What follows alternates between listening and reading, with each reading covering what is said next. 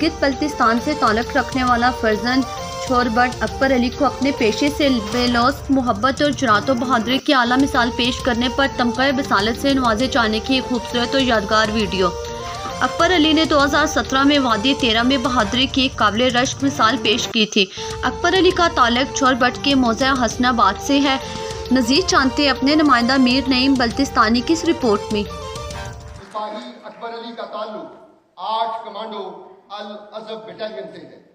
8 और 9 सितंबर 2017 की दरमियानी शब तीरा वैली में रात 10 बजे बॉम्ब डिस्पोजल टीम के 2 जवान बारूदी सुरंगों को क्लियर करते हुए शदीद जख्मी हो गए।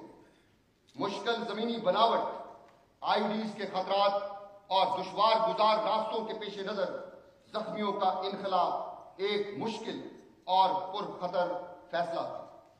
सिपाही अकबर अली ने रज़ाकाराना खुद को इस टास्क के लिए पेश किया। आपने अपनी पेशा वराना महारत से जख्मियों को खुद तिब्बी इमदाद दी और उसके बाद उन्हें उठाकर रेजिमेंटल एड पोस्ट तक मुंतकिल किया।